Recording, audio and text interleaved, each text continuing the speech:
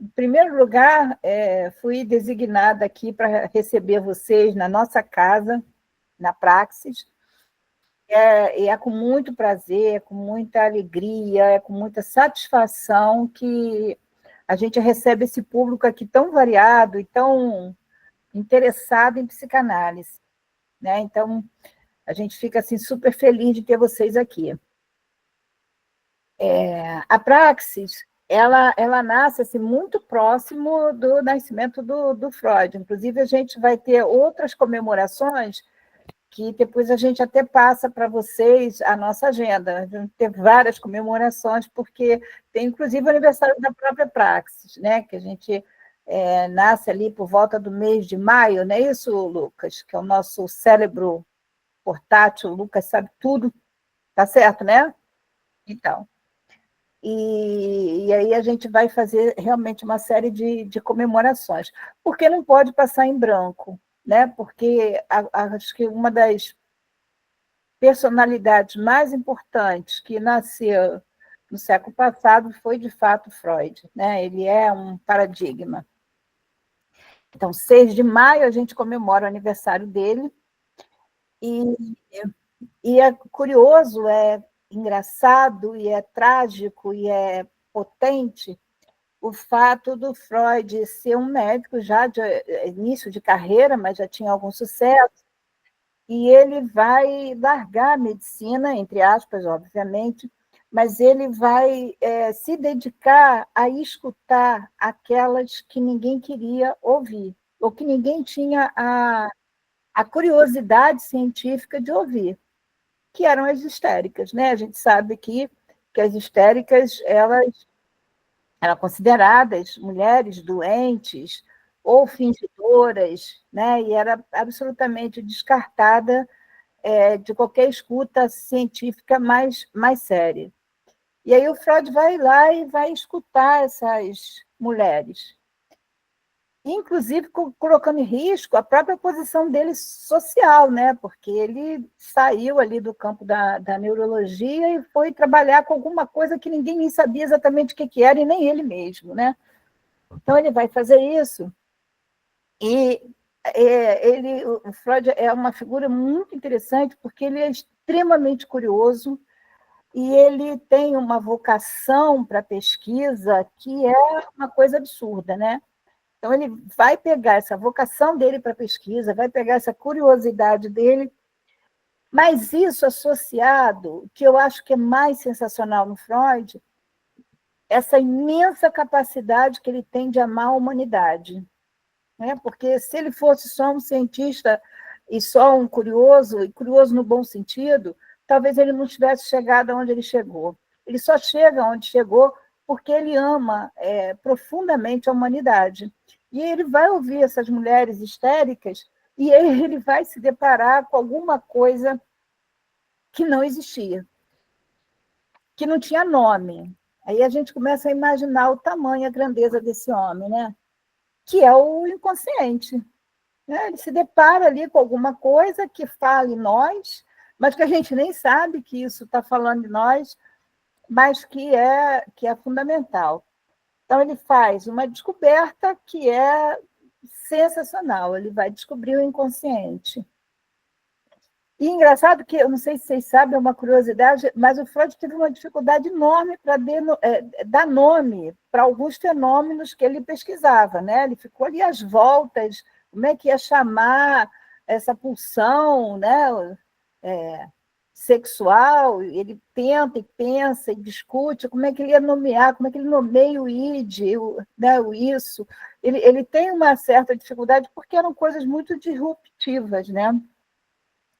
Então, ele vai, a partir do momento que ele começa a ouvir as histéricas, ele vai criar uma nova forma de estudar o sofrimento humano.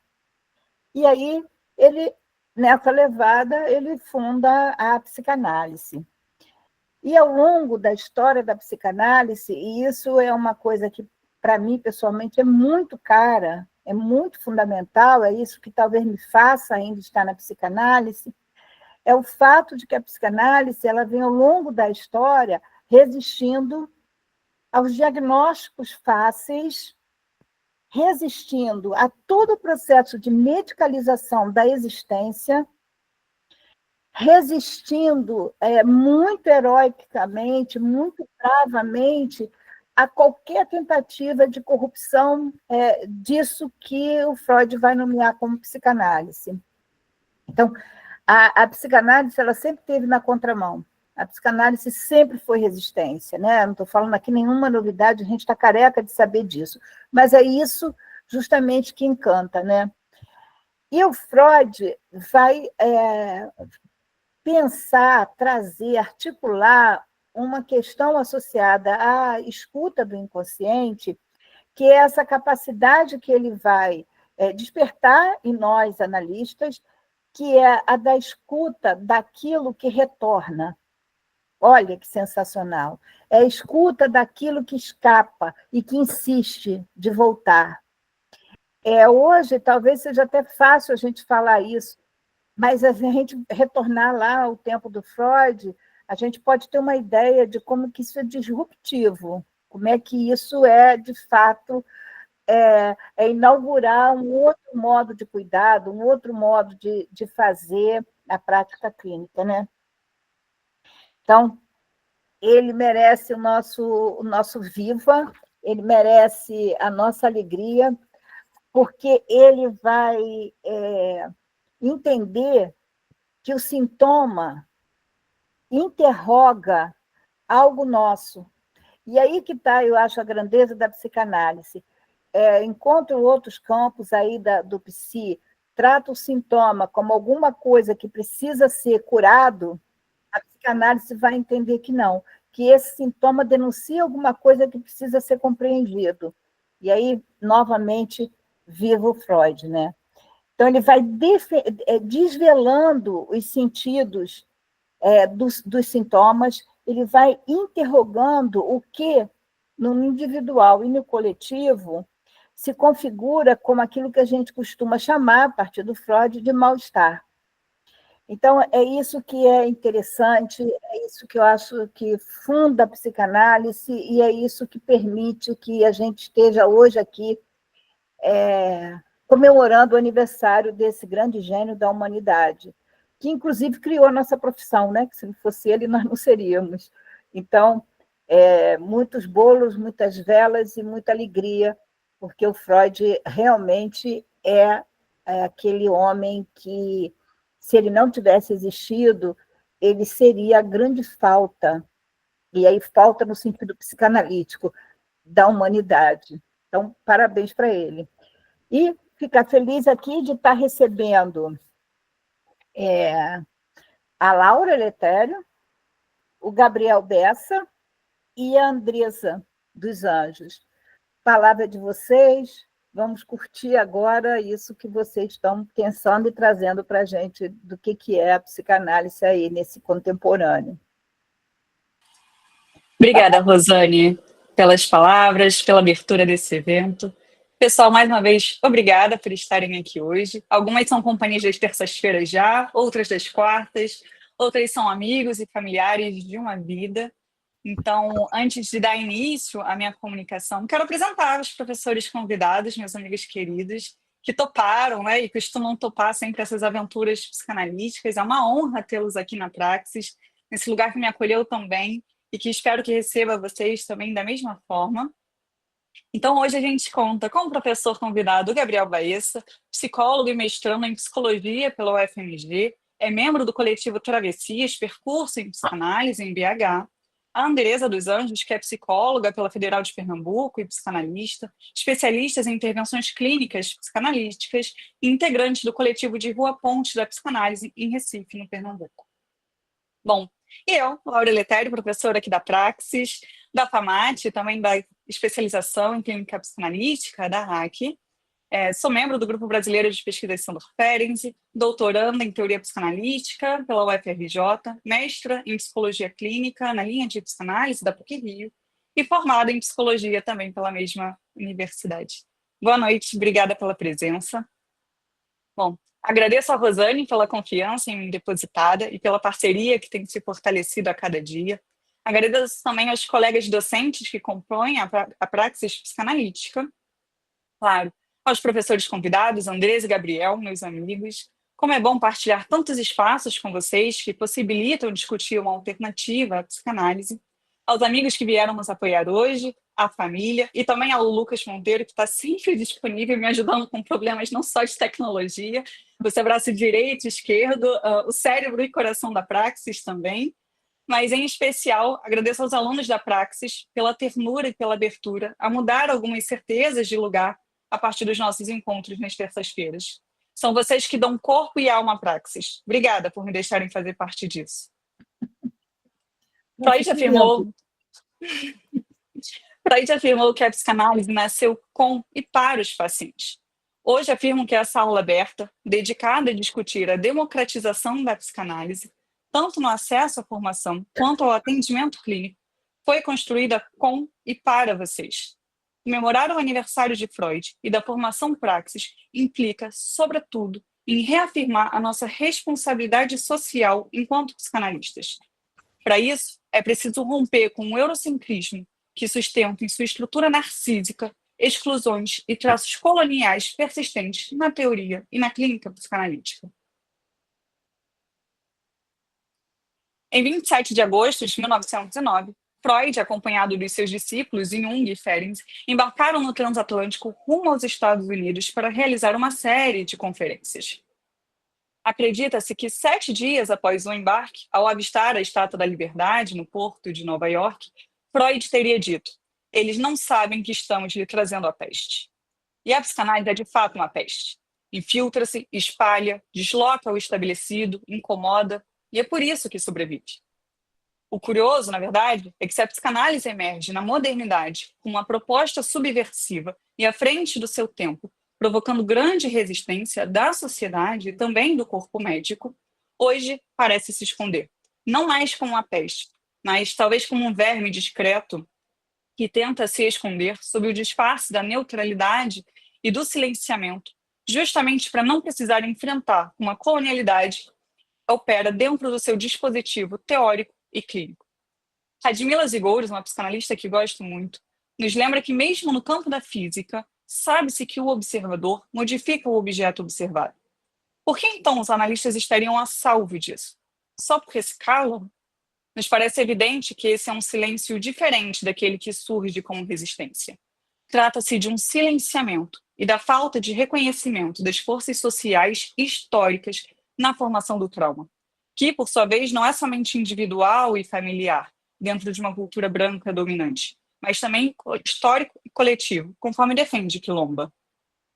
Também Ayush nos alerta para a urgente necessidade de formular uma escuta e uma metapsicologia que considerem as formas particulares de subjetivação relacionadas às posições raciais minorizadas.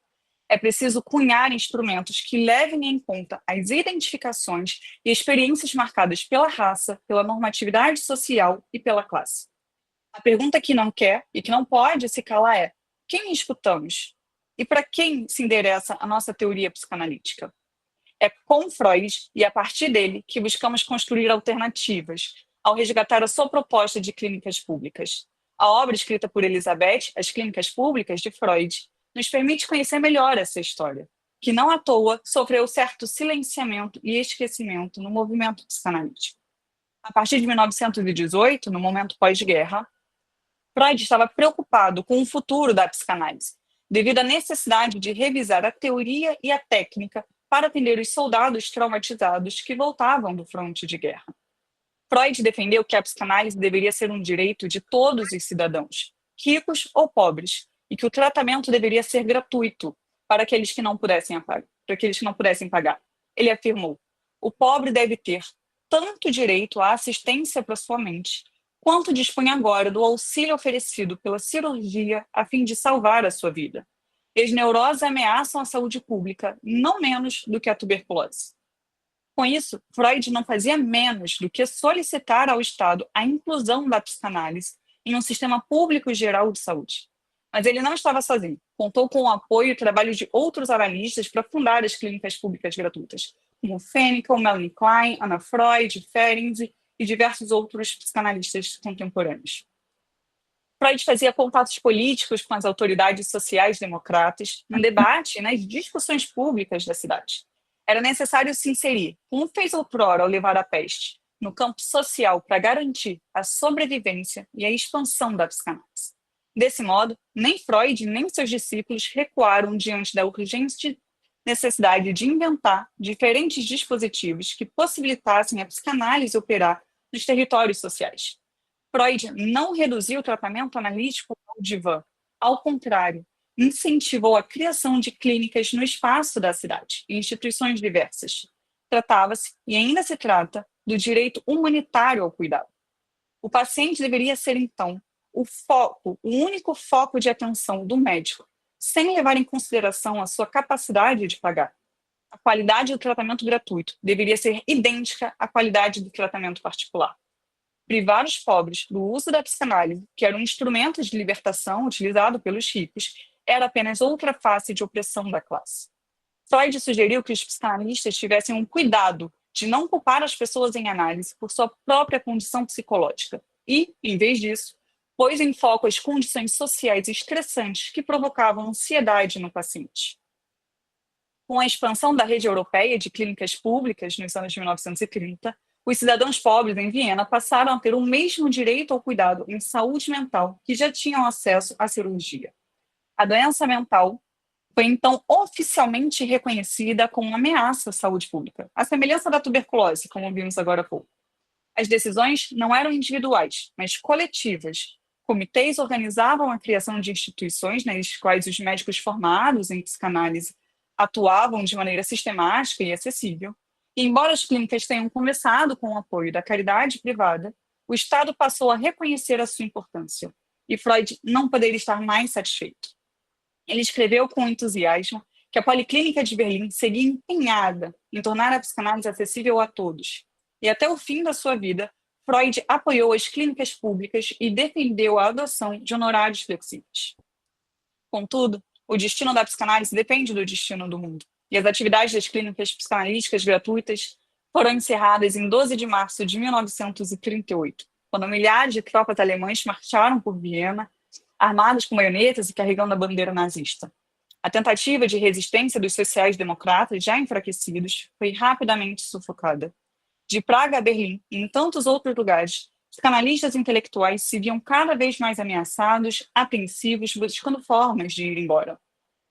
Foi nesse contexto que Fehrenkoff, por exemplo, fez um apelo aos colegas, pedindo que não se isolassem, que não desistissem e que seguissem lutando pela psicanálise, ainda que em países estrangeiros. Contudo, a partir de 1949, os psicanalistas parecem ter se acovardado frente a qualquer discussão política subversiva e extrapsíquica, mantendo uma posição apolítica e neutra que hoje parecemos conhecer tão bem. E, bom, a verdade é que o sonho freudiano de transformar a psicanálise na principal forma de cuidado em saúde mental dentro dos sistemas públicos nunca se concretizou, em nenhuma parte do mundo.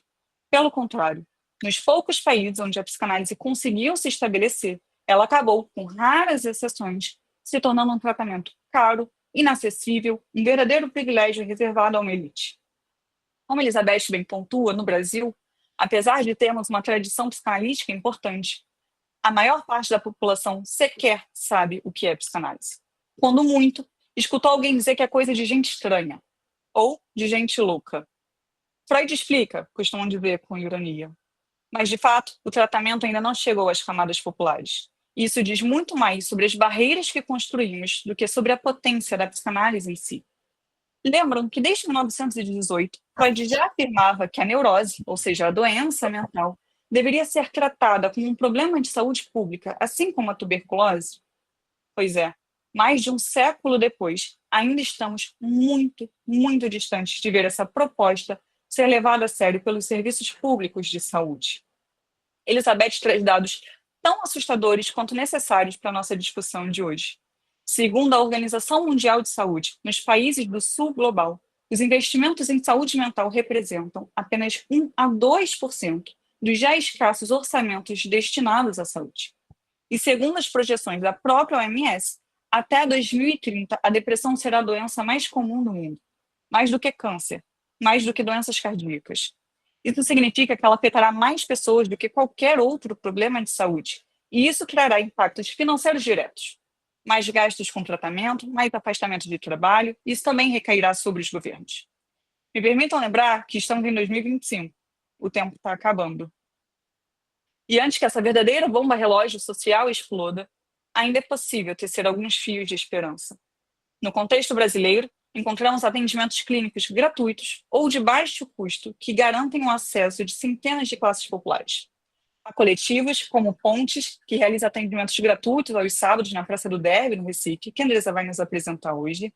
Temos diversos CAPs espalhados pela região. Há clínicas e escolas consolidadas nas universidades, como a FAMAT, que oferecem um curso de psicologia e atendem pela perspectiva da psicanálise, e institutos de formação psicanalítica. Essa noite, é claro, quero prestigiar a clínica social da praxis psicanalítica. Em outras palavras, mais uma vez quero agradecer aos alunos da praxis que, junto à supervisora Rosane, se dedicam aos atendimentos remotos de baixo custo para a população brasileira, preservando a qualidade dos atendimentos e dos estudos teóricos que sustentam a escuta sensível e ética de vocês. Desde já me emociono para poder falar sobre isso. Então, ainda estamos distantes, é verdade, de poder sanar esse problema de saúde pública, mas não podemos poupar os esforços para avançar nesse movimento. E para isso é preciso enfrentar um outro grande desafio: formar psicanalistas populares. Não faltam pessoas interessadas na psicanálise, faltam oportunidades. Uma formação, cursos livres, obras literárias no campo psicanalítico são extremamente caros e inacessíveis para boa parte das pessoas interessadas na psicanálise. Elizabeth salienta também que precisamos de psicanalistas que conheçam profundamente o universo simbólico das classes populares, que tenham crescido ou que vivam nas periferias brasileiras, onde vive boa parte da população que carece de recursos materiais para pagar um tratamento. Enquanto os psicanalistas brancos de classe média e alta predominarem a psicanálise, os nossos esforços serão limitados. Encontro amparos novamente nas palavras de Radmila, que reforça a importância de fazermos uma análise política. E a essa altura do nosso encontro, imagino que muitos de vocês estejam pensando sobre a relação entre dinheiro e psicanálise. Com frequência, encontramos psicanalistas renomados discursando sobre a importância do dinheiro, que esse deve ser pensado como um investimento libidinal que o paciente está disposto a fazer. E, de antemão, alerto que esse discurso é superficial e insuficiente para dar conta dos problemas que enfrentamos. Como Radmila expõe, a questão do dinheiro é um problema da psicanálise denegado, não tratado, e que impede o nosso pensamento se tornar criador de outras modalidades e dispositivos. A autora afirma ainda que aceitar alguém em análise sem pagamento é uma forma de doar a psicanálise. Melhor dizendo, doando para a psicanálise uma parte daquilo que ela nos deu, e assim enriquecemos. Não é uma esmola, um tempo não remunerado financeiramente a um paciente. Se podemos doar, é porque recebemos em algum momento. Lembrem-se, Freud também realizou atendimentos gratuitos ou de baixo custo para pacientes que não podiam, por razões econômicas ou psíquicas, pagar por um tratamento de análise. O fundador da psicanálise também chegou à conclusão de que o fato de uma análise ser gratuita não interfere no resultado e que a resistência não desaparece graças à gratuidade. Outro ponto político fundamental que devemos trabalhar diz respeito às intervenções dos analistas no território social, que se mostram muitas vezes como produtores de normas, quando não de normatividade. Não é porque estamos repensando teórica e clinicamente a psicanálise que nos livramos das armadilhas de retornar a uma psicanálise higienista. Radmila aponta, então, para uma substituição da lógica normal e patológica por uma outra. Uma lógica que vem propor ideias pré-fabricadas para detectar os desvios em nome de uma assim chamada crise da função paterna e da delicência do simbólico. Na esteira dessas ideias, convém retomar algumas palavras de Preciado. Não precisamos ser fiéis aos erros do passado. Nem eu, nem vocês, nem ninguém. A liberdade é um túnel que se cava com as mãos. A liberdade é a nossa porta de saída. É a nossa obrigação política escutar as vozes que foram silenciadas pelo regime patriarcal colonial, cuidar das crianças e ser a testemunha das violências que atravessam esses corpos.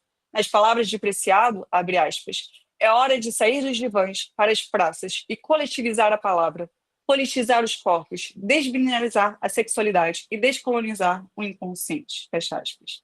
É uma questão de potência e de mutação e não de poder e de conhecimento. Vamos abandonar as técnicas da violência e inventar uma nova política.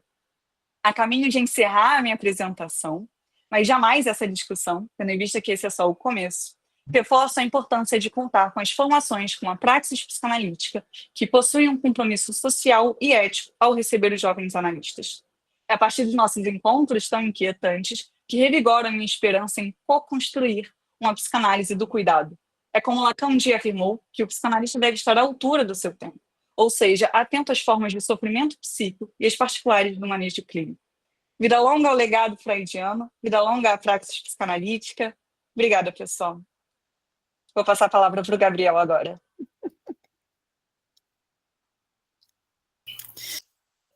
Boa noite.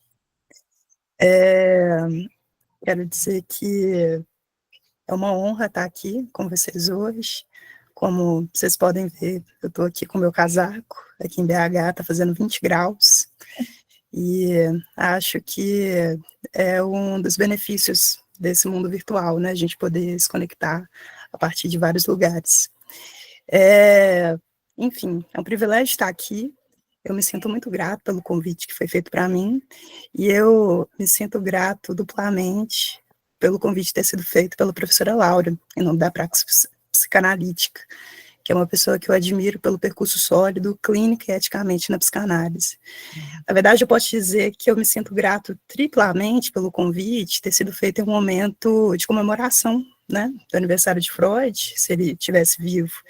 Ele estaria com 169 anos, eu colocando mais idade para ele. E também o aniversário da praxis psicanalítica, que hoje faz 4 anos. Eu quero começar a minha fala dizendo da importância de fazer justiça ao pensamento do Freud, ou seja, de levar o pensamento dele à dignidade que ele merece. Todas as pessoas que estão aqui, eu suponho, têm alguma identificação com a psicanálise. Assim, utilizam de alguma forma as ideias freudianas em suas produções teóricas ou em suas intervenções. Dessa forma, eu me permito não encarar o ponto de explicar a necessidade de por que reconhecer as ideias de Freud como importantes. Eu acredito que todo mundo que está aqui sabe da importância e do potencial delas. Entretanto, tem algo que seria importante de sustentar, que é o que seria fazer justiça a esse pensamento. De alguma forma, me parece que Lacan me ajuda a pensar o que seria levar o pensamento de Freud à dignidade que ele merece. É famosa a fase que Lacan anunciou no seu ensino do seu retorno a Freud. Em seus seminários, ele levantava um problema teórico, clínico, e recorria a Freud para lidar com esse problema. Contudo, um ponto que me parece importante era como esse retorno era feito. Não havia medo de dirigir o pensamento freudiano contra ele mesmo, de apontar suas incoerências e de usar esse pensamento para chegar em considerações que o próprio Freud não havia chegado. Cabe também destacar que Lacan fazia esse retorno a Freud acompanhado de outras referências, como a linguística de Jacobson e Saussure, o estruturalismo de Lévi-Strauss, a filosofia de Hegel e a topologia matemática. Mas, bem, não é sobre Lacan a minha fala. Eu quero apenas destacar que fazer justiça a Freud não é fazer uma apologia a ele. Eu me esforço para estar bem longe de uma perspectiva que encaminha a psicanálise para um lugar cafona, que se fecha à crítica e às interpelações que são feitas aos psicanalistas na contemporaneidade. Pelo contrário, acredito que seja importante levar tão a sério o pensamento de Freud, a ponto de apontar os lugares onde ele vacila e chega em conclusões que não são interessantes. Fazer justiça a Freud é colocar o seu pensamento a trabalho, é pensar os nossos problemas junto com os problemas que ele tratou. Eu quero pensar junto com Freud, então, uma pergunta que tem me ocupado há algum tempo, que é: o que muda na psicanálise quando pessoas periféricas se tornam psicanalistas? Essa pergunta me ocupa profundamente pelo fato de eu dar carne e sangue para ela. Eu sou um jovem periférico que, graças às políticas de reserva de vagas, me formei em psicologia em uma universidade pública. Entrei em contato com a psicanálise por lá e hoje trabalho como psicanalista. A professora Laura me disse que circulou por vocês um texto que eu escrevi em formato de carta, que eu tento me ocupar dessas questões. pensando meu processo dentro da universidade e pensando como o contato imediato com a psicanálise, ele parte de uma constatação que é um elitismo e dogmatismo do campo, né? Assim, uma psicanálise realmente bem caricata, dos professores falando palavras em francês, em alemão, dizendo dos cursos que eles fizeram em Paris 7, e realmente criando barreiras, assim, entre as pessoas que querem se aproximar da psicanálise e não estão dentro das classes mais altas, né?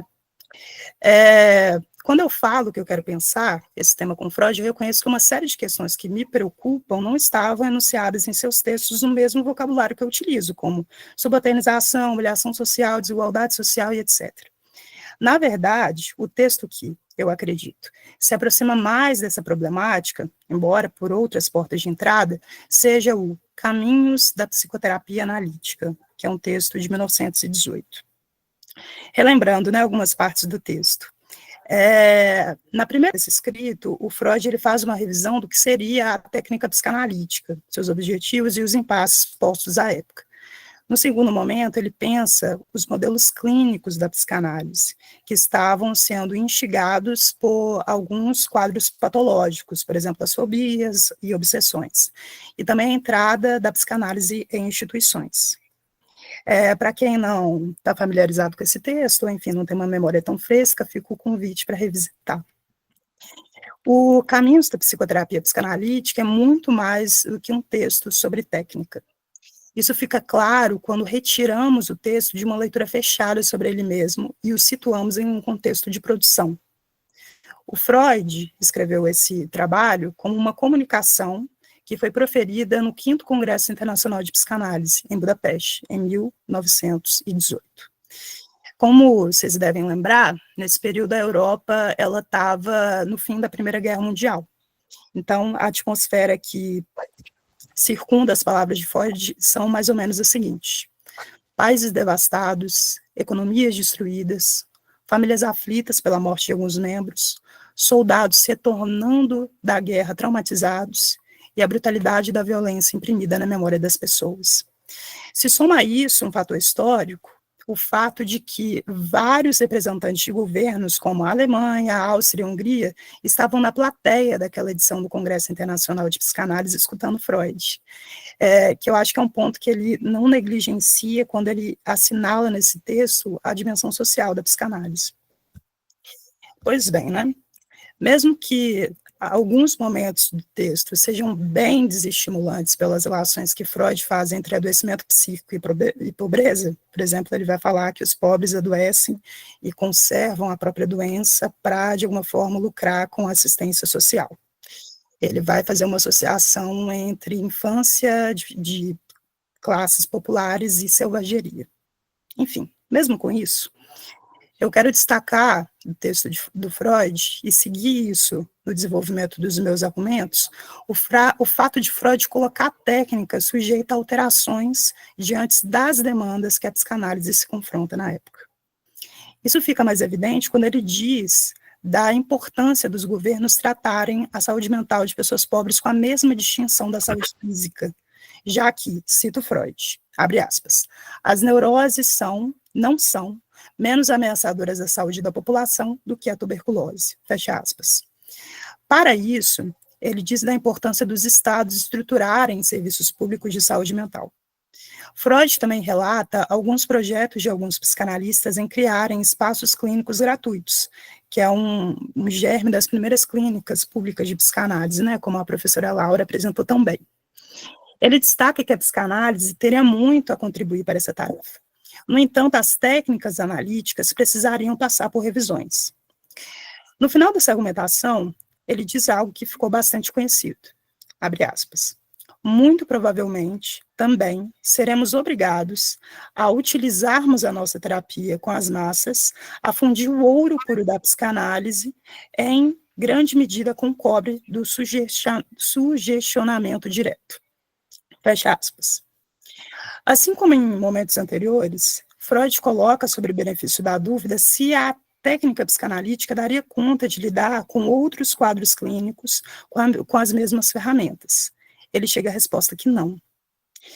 Então, ele se engaja em pensar outras construções metapsicológicas e formas de trabalho clínico para esses casos.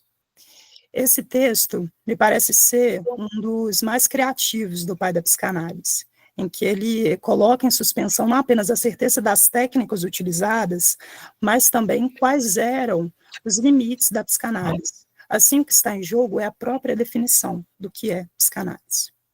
Isso fica evidente no parágrafo que abre o texto. Abre aspas. Os senhores sabem que nunca nos orgulhamos da completude e o fechamento do nosso saber e das nossas habilidades. Estamos sempre dispostos, tanto antes quanto agora, a admitir a incompletude do nosso conhecimento, a aprender coisas novas e mudar, em nosso procedimento, aquilo que pode ser substituído por algo melhor. Fecha aspas. É interessante que os questionamentos sobre a importância da psicanálise ser ampliada até as camadas populares leva Freud a revisitar os fundamentos da psicanálise, como seus objetivos e técnicas. Com os nossos olhos de brasileiros que estão posicionados há mais de 100 anos depois de sua fala no 5º Congresso Internacional de Psicanálise, encontramos consonâncias de sua fala em nossa realidade, quando consideramos o SUS e o ecossistema de serviços públicos de saúde mental em nosso país, criados a partir da necessidade de lidar com a complexidade dos fenômenos dos nossos territórios. Também temos de fazer menção a como a necessidade de considerar os marcadores sociais da diferença na escuta da subjetividade que nos procuram está se popularizando entre psicanalistas, claro, não sem embates e controvérsias no campo. Os coletivos de psicanálise também dão notícias dessa inventividade operada a partir da aproximação com camadas vulneráveis.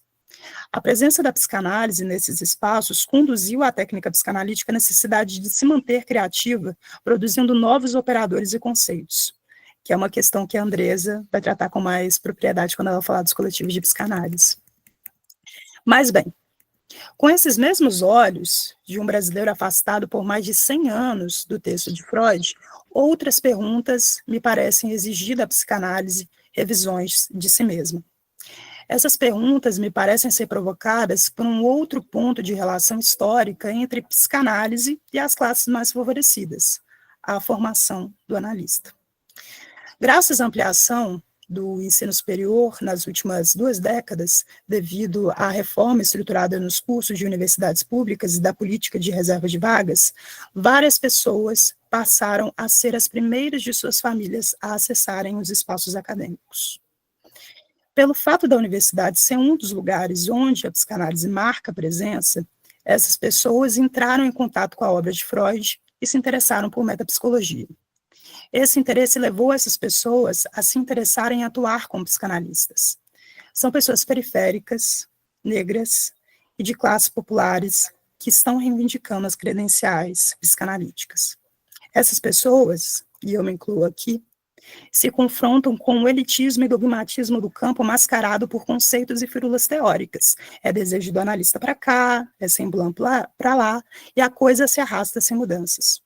Entretanto, a chegada dessas pessoas escancara uma denúncia, os modos como a psicanálise segue, dogmática teoricamente, e elitizada em suas oportunidades de acesso a pessoas que não vêm das classes altas, que ocupam desde a introdução da profissão do país.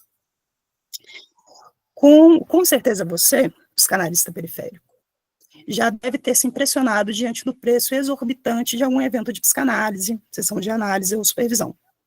Assim como os destinos que a reflexão de Freud levou, esse impasse serve como porta de entrada para encarar o ponto do nosso campo, o dinheiro. Sabemos que uma leitura clássica da psicanálise alinha dinheiro e fixações da fase anal em uma mesma linha associativa. Mas isso dá conta de explicar a complexidade do fenômeno que é a precarização da formação de psicanalistas pobres. Quando escuto amigos sendo submetidos a condições de trabalho indignas em planos de saúde ou em plataformas de atendimento psicológico online, a questão parece passar por outro lugar. Não existe ninguém cagando dinheiro. Não há desejo de ser analista o suficiente em condições onde o que falta é perspectiva de futuro e o que sobra é exaustão. Vejo como uma resposta a essas condições o surgimento de iniciativas de psicanalistas que se organizam pelo trabalho. A coletiva Psicanalista Trabalha serve como exemplo. Como o grupo se apresenta, eles são psicanalistas espalhados pelo Brasil, empenhados em ampliar o diálogo sobre as condições de trabalho, renda e formação no campo da psicanálise no país. Eu tirei essa citação, essa denominação deles, da bio do Instagram. Então, fica o convite aí para quem quiser seguir. Chama Coletiva Psicanalista Trabalho. Uma das ações realizadas por essa coletiva é mapear as condições de trabalho e formação de psicanalistas nacionalmente, com a participação de vários pesquisadores. As teorias também estão sendo postas em suspeita. Onde estão os autores latino-americanos? Onde estão as pessoas negras em nossas bibliografias? Precisamos lembrar que a psicanálise sempre foi um campo embranquecido. É emblemático um episódio histórico que Virginia Bicudo, psicanalista negra e responsável pela introdução da psicanálise no Brasil, narra quando se lembra de uma conferência que ela organizou em uma instituição de psicanálise em São Paulo. Ela diz que quando a anunciaram, seus colegas de profissão começaram a vaiar e levantaram um cartaz. Se és neurótico e queres tornar-te psicótico, consulte Virginia Bicudo. Ela diz que saiu do auditório aos prantos, foi para sua casa e ficou mal por meses, inclusive pensando em se matar. Onde Neuza de Santos Souza é colocada? Ela não é apenas a autora que escreveu Tornar-se Negro, e está reduzida a temas sobre racialidade. É uma pesquisadora que desenvolveu sobre transferência, psicose, metapsicologia e tantos outros temas. A lista poderia se estender com outros nomes, como Juliano Moreira, Lélia Gonzalez, Isidinha Batista Nogueira, Renato Nogueira, Davidson Faustino, etc. Quais desses autores você já ouviu falar? Talvez a psicanálise não ande tão diferente do que era na época de Virginia Bicudo. Acho que a entrada de psicanalistas periféricos no campo coloca um espelho diante da disciplina e a obriga a encarar suas formas internas de exclusão e segregação. Tal como em Caminhos da Psicoterapia Psicanalítica, isso me parece nos instigar a fazer um balanço de nossa área, perceber seus limites diante dessas denúncias e projetar o nosso futuro. Daqui a 20, 50 ou 100 anos, qual psicanálise queremos ter? Eu sonho com uma psicanálise que não divorcia técnica e ética, clínica e política. Quando eu faço o meu retorno a Freud com as minhas questões, encontro alguém que se apavora diante do fechamento de ideias e da fantasia de completude sem furos. Eu me deparo com um Freud que não tem medo de dizer onde suas ideias não estão bem desenvolvidas, mesmo que se reconheça seus avanços em outros domínios. Quando eu penso isso com Freud, eu vejo a necessidade de colocar também as nossas certezas em suspensão e sonharmos com uma psicanálise menos cafona. A psicanálise não está pairando sobre as nossas cabeças, longe e inacessível. Ela se renova com cada impasse colocado por nossos pacientes, por cada incômodo que nos alcança e pelo acolhimento de boas críticas que nos mostram os nossos limites. Apenas existirá uma psicanálise no século XXI se ela se conservar suspeita aos seus próprios recalques, lapsos e resistências. Eu não quero que as pessoas que me escutem fiquem pensando que a minha fala apenas serve para conduzir a um sentimento de fatalismo, onde aponto que está ruim e não propõe alternativa nenhuma. Eu acho que os pontos colocados por jovens analistas periféricos devem ser acolhidos. Em muitos espaços, a psicanálise brasileira se resume a uma prática realizada nas zonas subprofundas das grandes cidades, um saber feito pela e para elite. Entretanto, isso não exclui um retorno rigoroso a Freud e a outros autores clássicos. Digo mais, fazer a crítica é ainda mais trabalhoso do que não fazê-la, já que para criticar é preciso conhecer o objeto tomado em análise com mais propriedade. Eu chamo a atenção para uma questão que é o narcisismo que geralmente se infiltra no discurso dos jovens, como se eles fossem os arautos da grande verdade, e a tradição não tivesse nada a ensinar. A tradição freudiana, o Freud, nos ensina muita coisa, principalmente a ter humildade diante do que acreditamos, mesmo que isso não exclua a possibilidade de defender a ampliação do nosso conhecimento para além do legado da tradição. Eu já estou concluindo, tá bom, gente? Quando eu pensei no que eu ia falar aqui, eu me lembrei de um texto da Silva Bleichmann, que é uma psicanalista argentina que eu gosto bastante. Em 2002, diante da crise econômica e política que se abatia sobre o seu país, a psicanalista escreveu um livro chamado Dolor País, dizendo sobre os efeitos psíquicos dessa conjuntura. O livro rapidamente se tornou um dos livros mais lidos do ano. Em 2007, Silva Bleichmann, ao ver a crise se aprofundar, junto com o prelúdio do que seria a crise internacional de 2008, escreveu um outro livro em diálogo com o primeiro, Dolor País e Depois. O livro foi publicado e 15 dias depois a autora morreu.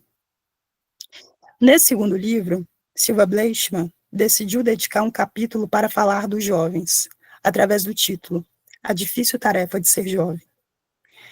Naquelas páginas, a psicanalista diz como via a juventude argentina sem perspectivas de um futuro melhor, quando os salários não acompanhavam a inflação, a precarização do trabalho crescia e a escolarização não alimentava mais o sonho de ascensão social. Quero concluir a minha fala com a citação registrada nesse livro. Eu cito esse trecho pelo reconhecimento de que, com ele, a Silva Bleichmann não apenas se comunicou com os jovens argentinos envolvidos pela aflição provocada pela crise, mas também oferece boas palavras para os jovens psicanalistas que colocam a psicanálise em crise a partir das periferias. Abre aspas. Conhecemos os dois grandes perigos que cercam o psiquismo em situações como a atual. A perda de investimentos ligados ao semelhante, que deixa o sujeito submetido ao vazio, e o mergulha no desespero melancólico de se desenraizar. E a desidentificação de seus próprios ideais, daquilo que alimenta não apenas a esperança do ego em sua jornada amorosa de vir a se sentir amável por si mesmo, mas porque ele sabe, de alguma forma, algo da ordem das gerações ao se ligar a um devir que lhe permite contornar o horror da própria morte. Sabemos também que a redução das tensões não é suficiente para um ser humano se sentir vivo, e que a resolução da autoconservação é insuficiente se não for sustentada em uma ordem de significado em contingência com uma história que garanta que o sofrimento presente é necessário para o bem-estar futuro, tanto de si quanto da geração que o sucederá, na qual encontra a reparação de seus anos frustrados e de seus desejos fracassados. E aqui eu quero chamar a atenção porque esse trecho é muito, muito bom. É a partir desse lugar que podemos, talvez, contribuir, junto com outros, para recuperar o conceito de juventude, não mais como uma categoria cronológica, mais claro, bem claro, como biológica, mas como aquele espaço psíquico em que o tempo se torna um projeto e os sonhos se tornam um pano de fundo necessário para ele. Fecha aspas. Essa é a tarefa dos jovens analistas. Sonhar uma psicanálise para o nosso tempo, sustentar um outro projeto para ela. Eu fico feliz que a jovem Praxis Psicanalítica tenha sonhado isso também a partir do seu projeto de democratização do acesso a uma formação rigorosa em psicanálise. Eu desejo que esse espaço siga sendo um espaço para fazermos justiça ao pensamento freudiano e elevá-lo à dignidade que ele merece. Viva a praxis psicanalítica. Muito obrigada pela atenção.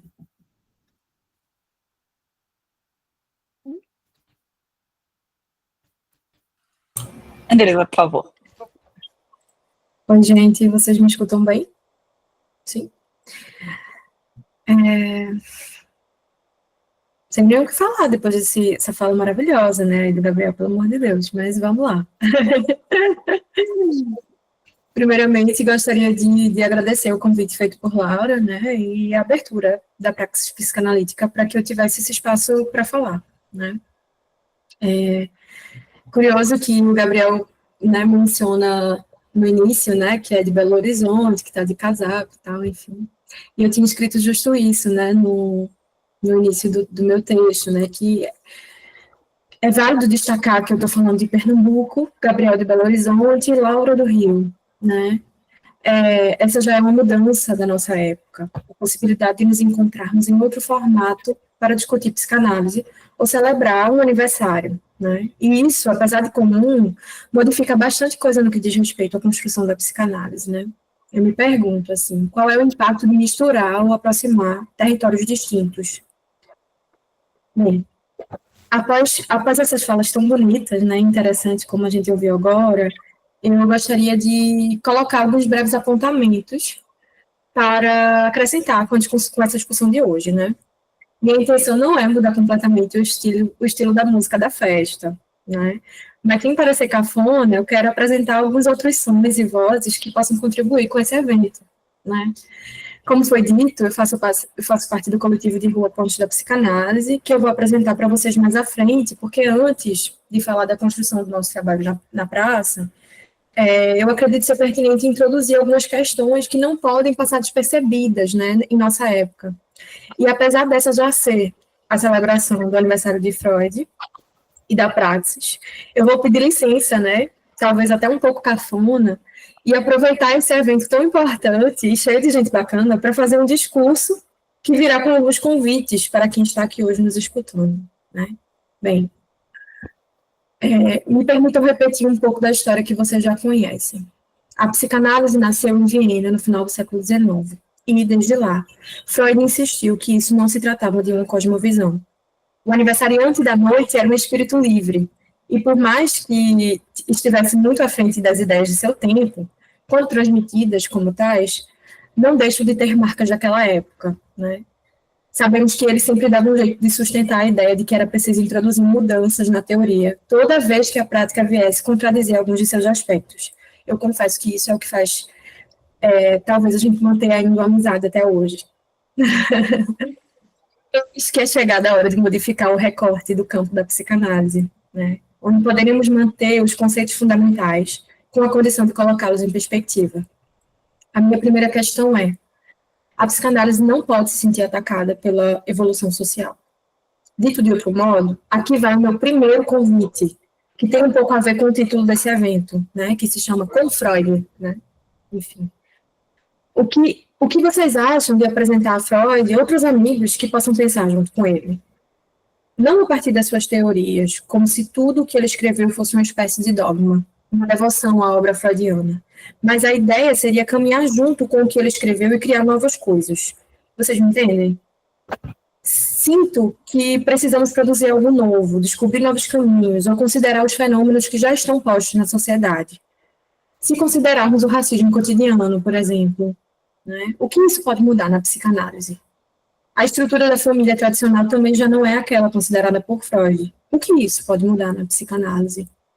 É fato que precisamos admitir, antes de tudo, a falência da universalidade. Constatar que, para pensar os processos psíquicos, é preciso abrir mão do eurocentrismo e considerar os marcadores sociais da diferença presentes em cada território, né? O que pode mudar, talvez, a gente ainda não tem dimensão. Mas uma coisa que podemos considerar é que haverão estruturas simbólicas novas, porque criar símbolos faz justamente, né, parte das competências da espécie humana, né? E eu acho que a fragilidade também da nossa época consiste justamente, às vezes, em querer fazer que as estruturas simbólicas permaneçam eternas e imutáveis, né? Dito isso, eu pensei em alguns nomes e me autorizei a convidá-los para a festa de hoje. Desculpa aí, Gabriel, talvez eu pareça mais uma vez um pouco cafona. Sinto que para pensar a psicanálise na atualidade, precisamos fazê-la conversar com outros autores e intelectuais que construíram caminhos outros através e para além dela. Eu gosto de trabalhar com a ideia de interseccionalizar, porque eu acho que amplia as perspectivas e podemos pedir ajuda com coisas que a própria psicanálise não pode dar conta, né? Enfim, aos poucos eles vão chegando, então peço paciência. E eu aposto que Freud vai gostar deles. O primeiro convidado foi Fanon. E com ele vos apresento um conceito fundamental para pensarmos o mal-estar da nossa época, que foi construído a partir da sua própria experiência. Um presente para nós e para Freud, eu diria. A sociogênese. Antes de explicar sobre esse conceito, eu vou fazer um resgate a outras duas categorias psicológicas nomeadas como filogenia e ontogenia, né? A psicologia filogenética ou constitucional é aquela que relaciona o comportamento humano à morfologia e a fisiologias humanas, partindo de uma correlação generalizante entre o perfil corporal e as características psicológicas do sujeito, como atesta Davidson Faustino, em seu livro esse livro aqui, né, que é um livro massa, assim, que eu acho que para pensar psicanálise hoje, que é Teoria Política e Subjetividade, né? Ele vai falar um pouco da psicanálise na encruzilhada. Fanon, um estudante de psiquiatria preocupado com as dimensões sociais do sofrimento psíquico, comemora as rupturas representadas por Freud, né? Freud rompe com essa ideia da filogenia ao inserir a perspectiva ontogênica, ou seja, o papel da experiência individual nas reflexões sobre os processos psíquicos filogenéticos, né? No entanto, Fanon advoga pela necessidade de considerar a constituição do sujeito na relação recíproca com seu contexto histórico e social concreto. Ele argumenta assim, abre aspas, em relação à tendência constitucionalizante do final do século XIX, Freud, por meio da psicanálise, exigiu que se levasse em conta o fator individual. Ele substituiu uma tese filogenética pela perspectiva ontogenética. Veremos que a alienação do negro não é uma questão individual. Além dessas duas categorias, existe a soteriogenia, que se apresenta como uma mediação dialética que não anula nem a experiência individual, nem aquilo que é mais geral do ponto de vista das capacidades humanas ou dos processos psíquicos. Essas mediações não são entidades metafísicas ou biológicas, mas sim determinações históricas que atravessam as condições concretas de vida, restringindo e constrangendo as possibilidades de subjetivação. A ênfase na dimensão histórico-social acaba sendo fundamental, pois permite pensar as mediações como elementos sujeitos à intervenção humana através de uma prática política. Isso não significa, né, fecha aspas, isso não significa que os recursos oferecidos pela psicanálise propostos por Freud sejam indispensáveis, mas, pelo contrário, deveriam ser associados à percepção de que, em primeiro lugar, não podemos partir de um princípio de que existem ideias universais que cabem para toda e qualquer pessoa em seus respectivos territórios. Fanon aponta para a importância de considerarmos o contexto histórico e cultural como também produtor do sofrimento psíquico. Explora, sobretudo, as questões raciais e de gênero que o corpo negro passa ao enfrentar em contato com o mundo. Em sua obra, faz uma análise precisa das marcas que a colonização imprime em cada sujeito, seja negro ou branco, né? Sabemos que a colonialidade se apresenta, né, como uma grande provedora da sociedade como um todo, né, sobretudo aqui no Brasil. Então, eu diria que para a gente poder pensar a psicanálise e uma psicanálise política, junto com Freud, a gente não pode desconsiderar o acontecimento, né, da colonização e da ditadura militar, por exemplo, quando a gente está pensando aqui no Brasil, né. Por mais que a gente esteja falando de um tempo passado, há aspectos da colonização impressos na cultura por toda parte. Aqui, inclusive, nessa festa, pode ser que tenha, mas nem sempre a gente consegue enxergar. Aqui vai o meu segundo convite para vocês. Convido a todos a olharem para seus próprios corpos enquanto analistas e se situar sobre o lugar em que ocupam no mundo. Onde vocês moram? De que forma vocês se locomovem pela cidade? Onde fica o consultório de vocês? Qual é o primeiro lugar que vocês desejam quando vocês pensam em montar um consultório, quando estiverem formados? Qual a cor dos pacientes que vocês recebem? Qual o gênero? Quantas pessoas negras ou trans vocês escutam? Quais são as violências que precisamos estar atentos para não cometer quando estivermos praticando a psicanálise? O lugar em que nos situamos determinará nossa interpretação sobre o duplo fenômeno do racismo e do sexismo. Precisamos olhar o racismo como uma questão sintomática. Aliás, deixa eu apresentar uma outra convidada. Lélia Gonzalez, quando vai falar sobre o racismo, diz que ele se constitui enquanto a sintomática que caracteriza a neurose cultural brasileira. Inclusive, é uma autora que estabeleceu um forte diálogo com Freud e Lacan em suas pesquisas, sobretudo no que diz respeito à linguagem.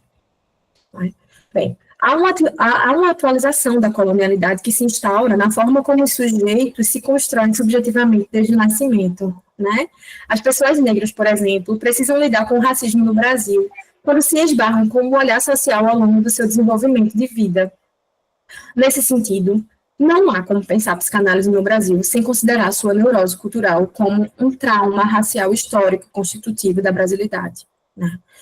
Por isso, precisamos sempre e cada vez mais racializar o que foi escrito por Freud, socializar a psicanálise. E isso tem a ver com coletivizar, incluir outros corpos e suas diversidades para fazer parte das teorias psicanalíticas. Coletivizar, nesse caso, me lembra a hora do parabéns na festa. É quando todo mundo se junta ao redor da mesa para cantar, vibrar e celebrar. Pelo menos aqui onde eu moro, né, é assim. É o momento mais esperado da festa, que, em outras palavras, se trata de um encontro com um objetivo comum, que não é o de cantar parabéns, mas é onde todo mundo vai comer o bolo. Ou seja, a hora da partilha. Eu fiz essa brincadeira para falar sobre o coletivo, que também tem a ver com compartilhamento de vivências, com objetivos que se ligam em pontos comuns, né? E aqui eu vos apresento, né, o coletivo Pontos da Psicanálise, que a gente tem como grande objetivo, né, nosso objetivo comum, eu diria, é democratizar a psicanálise, né?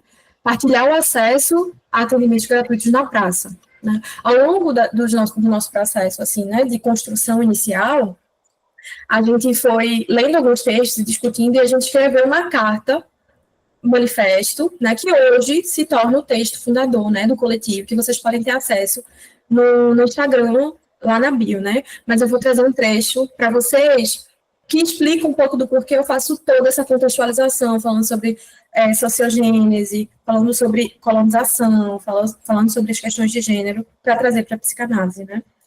A gente escreveu assim, e isso é um pouco de como nasce o coletivo, né? Da mesma forma que o projeto de colonização produziu dispositivos para levar a cabo seu projeto escravista, as pessoas colonizadas, escravizadas e ex-escravizadas, sustentadas pela indignação e pela busca de liberdade, desenvolveram estratégias para materializar sua resistência contra-colonial. Conscientes de que essas experiências tinham caráter ético-político diametralmente opostos e que, na contemporaneidade, nós, sujeitos com corpos latino-americanos, nos defrontamos cotidianamente com vetores institucionais ideologicamente orientados pelos processos de colonialidade, a exemplo das pessoas negras e indígenas que se aquilombaram como forma de resistência, decidimos nos juntar àquelas pessoas que têm desenvolvido dispositivos de escuta antirracista e anti-imperialista, orientados por uma escuta psicanalítica. Bem, se é verdade que a construção das clínicas públicas esteve presente na Europa, especialmente no leste europeu, numa tentativa de tornar a psicanálise acessível às pessoas com baixa renda, não menos verdade é que o projeto das clínicas públicas não conseguiu prosperar na mesma proporção dos consultórios particulares. Mesmo com a atuação de pessoas psicanalistas em instituições públicas europeias, é preciso dizer que a psicanálise ficou muito presa a uma dimensão individual. Quando aporta no Brasil, de modo mais dilatado e na forma de instituições, a psicanálise também passa por uma diversidade de perspectiva, sendo um bom exemplo a presença de psicanalistas na luta pela redemocratização, ao lado de psicanalistas que colaboram com torturadores. Tudo isso dentro de uma mesma sociedade psicanalítica. No Brasil, permanece a forte atuação de psicanalistas no SUS, mas as instituições de psicanálise ainda patinam quando o quesito é democratização no mundo material, ou seja, a presença de corpos diversos no seio das instituições, e epistêmico, uma superação da monocultura da branquitude. É ciente da diversidade da psicanálise e dos limites das várias instituições, mas não de todas, que o coletivo Pontes da Psicanálise inicia suas atividades na esperança de, por um lado, oferecer atendimentos psicanalíticos gratuitos na praça e no espaço público, e, por outro, promover uma discussão de obras de interesse psicanalíticos produzidas pela diversidade de corpos que compõem o Brasil. O objeto nasce duplo, portanto, e aqui o significante Pontes dá um dos seus primeiros sinais. Tratava-se de unir, de um lado, uma psicanálise pública com uma discussão, e, de outro lado, pública e aberta, né, de obras fora do cânone psicanalítico de matriz europeia. A praça escolhida foi a Praça do Derby, né, que fica aqui em Recife, por ser um local central que liga muitos pontos da cidade, o que faz com que muita gente passe por ali o tempo todo e tenha bastante movimento de transporte. Ali costuma ser um ponto de encontro, uma encruzilhada com histórias que marcam as infâncias e onde acontece a organização de lutas políticas. É lugar onde os moradores de rua dormem, é lugar de trabalho, da espera pela próxima viagem, do lanche e do romance. É território de travessia, onde as pessoas atravessam a cidade e são atravessadas por ela. O nome do coletivo surge por uma representação da estrutura da cidade. O Recife é composto por rios, mangues e pontes, sendo uma cidade com possibilidade de travessia e deslocamento. O Pontes é um dispositivo de escuta decolonial que acontece sempre aos sábados na praça, no horário de 10 às 12. Nossa proposta tem como base os seguintes eixos. Clínica pública, roda de estudos aberta, que acontece em paralelo com os atendimentos, atuação política na cidade, escuta de gira e supervisão clínica em grupo. A roda de estudos é uma porta de entrada para o coletivo, é a partir dela que estudantes e profissionais chegam no território para conhecer e se tornar parte das discussões. Nossos estudos acontecem a partir de uma leitura prévia de textos escolhidos ou sugeridos por qualquer pessoa que faz parte do coletivo ou que já frequentou a roda. Normalmente são de autores que pensam a psicanálise de forma política, interseccional, trabalhando questões de classe, raça e gênero. Os atendimentos acontecem por ordem de chegada, né? Os pacientes, eles não escolhem qual analista será escutado, por qual analista eles querem ser escutados, né? Assim, quem tiver disponível na lista de atendimentos vai atender e assim por diante. A gente não tem um tempo pré-estabelecido para cada sessão. E logo no primeiro atendimento, a gente costuma informar os pacientes sobre o funcionamento do coletivo, né? Inclusive, de que trabalhamos com a ideia de analista coletivo, né? Caso o paciente deseje voltar, ele já vai estar ciente de que, bem, sempre que ele chegar na praça, o analista que estiver disponível é que vai. Então, os analistas giram também, né? Diferente de quando a gente vai em um consultório particular, onde existe um analista individual que a gente vai encontrar ali semanalmente, né? O analista coletivo se constrói a partir de todos os corpos de analistas que fazem parte dos atendimentos, junto com a escuta da cidade, do território no qual estamos imersos, e das pessoas que chegam para serem atendidas também, né? Porque essas pessoas também contribuem para a construção do coletivo. Talvez sejam as que mais contribuem, inclusive. O paciente irá estabelecer uma espécie de transferência com o coletivo, não com o analista, um a um, como a gente está acostumado, né? Nas clínicas particulares e na tradição, né? Enfim, ele vai se transferir com o coletivo, com o nosso caráter político e posicionamento decolonial, né? Analista e paciente são envolvidos pela abertura da praça. O ar livre, os pássaros, o balanço das árvores, o barulho do motor dos transportes, os trabalhadores que passam apressados, as pessoas que pedem esmolas, que muitas vezes atrapalham entre muitas aspas, mas a gente está ali no atendimento e eles passam e param e pedem para comprar uma comida, né? Enfim, existe uma abertura na praça que possibilita isso.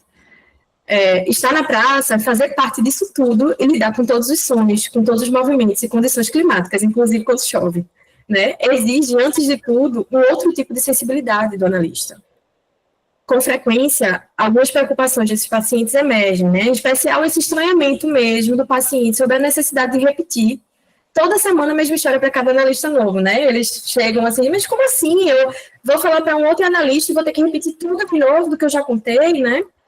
E aí a gente acolhe esse estranhamento, pois a gente sabe que essa é uma construção que foge do tradicional mesmo, né? Embora saibamos que repetir é parte importantíssima no processo de análise, a gente também explica que semanalmente a gente compartilha esses casos, né? No que chamamos de escuta de gira, de modo que cada analista participará da escuta do caso. Então, a escuta de gira acontece toda terça-feira, de forma online, inclusive hoje teve. É o momento onde os analistas que atendem na praça aos sábados se reúnem para passar os casos que atendem. Também tratamos algumas questões resolutivas, né, sobre o coletivo, sobre os informes, atualizações e decisões, né, são também tomadas nesse espaço. A gente chega a esse nome, né, escuta de gira, após entendermos que esse é o momento que a escuta dos casos gira, onde todos os analistas constroem juntos, teoricamente e afetivamente, sobre o manejo clínico, pontuações, interpretações, possíveis acolhimentos, né, ou até encaminhamentos. A gente também tem um processo de supervisão grupal, né, que acontece uma vez no mês, normalmente na primeira terça-feira, no mesmo horário da escuta de gira, também na modalidade online. É um momento em que temos a presença de uma supervisora, embora trabalhemos diante de uma perspectiva horizontal. Hoje a gente escutou que a nossa horizontalidade, a gente tem a horizontalidade constitutiva enquanto meta, né, assim. Mas a gente sentiu a necessidade de ter esse olhar de fora que pudesse cuidar do funcionamento do grupo, né? A supervisão, no caso, é um espaço para a gente colocar as dificuldades, desorganizações, construções coletivas, enfim, né? E coisas que mobilizam o grupo. Estou finalizando, né? Mas nesse sentido, a nossa organização coletiva acaba sendo um ato ético-político que produz muitos impactos sociais, né? Assim. Então, coletivizar a psicanálise como no texto do Gabriel, convidar Freud para passear de ônibus pela cidade. né? Convidá-lo para ir nas periferias, sair do conforto dos nossos territórios e chegar até a praça, né? Essa particularmente é uma parte que eu amo no texto do Gabriel, né, que é quando ele fala do trajeto do ônibus, em que ele vai ali no Freud, né, e, enfim. Para finalizar, eu gostaria de apresentar ainda 2 últimas pessoas para essa festa, antes da gente cantar o parabéns, né. Uma delas é George Broyd, quando, no prefácio do livro de Elizabeth Gantour, que Laura trouxe no início, sobre as clínicas públicas de Freud, ele escreveu um texto que pode contribuir com essa festa, né, que dizia o seguinte: abre aspas. O mundo contemporâneo coloca a psicanálise latino-americana numa situação muito difícil, porém, ao mesmo tempo, privilegiada. O que temos é um enorme caldeirão criativo, onde a crise social cria saberes, indaga a nossa prática e leva a sua inserção no território da cidade. A experiência de atendimento clínico, onde quer que a vida se dê, mostra-nos que o sujeito fala onde quer que haja escuta, seja no divã, na instituição, nas ruas, na cadeira de praia na praça, ou embaixo de, e aqui eu estou acrescentando minhas palavras, ou embaixo de uma ponte na mais pura tradição freudiana inaugurada em 1919. Muito do novo vai se criando em português e espanhol.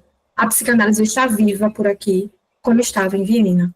Pois bem, o que nós vamos fazer para mantê-la viva não é bem a minha grande questão nessa noite.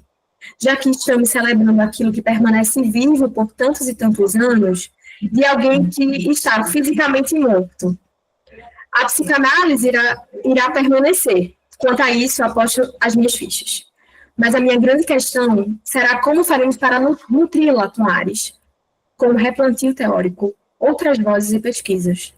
A minha grande questão é como faremos para que analistas e pacientes continuem sendo curados por essa prática, né? Como Rosane falou no início das histéricas. Ao invés de a gente formar analistas que retraumatizem pacientes pela negação desses sintomas que são também sociais, né? O que faremos para fazê-la caminhar junto com o contemporâneo? O que faremos juntos, analistas velhos e jovens, para rejuvenescer como meta teórica para uma prática ética decolonial? Para isso, eu não tenho dúvidas, precisamos deixar que, de fato, algumas coisas morram. A última pessoa que eu apresento nessa festa é Grada Quilomba, né? Em uma carta que ela inicia o seu livro Memórias da Plantação, ela aponta algo que seria o meu último convite para vocês aqui, quando diz: parece-me que não há nada mais urgente do que começarmos a criar uma nova linguagem, um vocabulário no qual nós possamos todos nos encontrar na condição humana. Então vamos lá, cantar. Parabéns a Freud e à praxis psicanalítica, nesta data querida, muitos anos de vida. Continuemos compartilhando.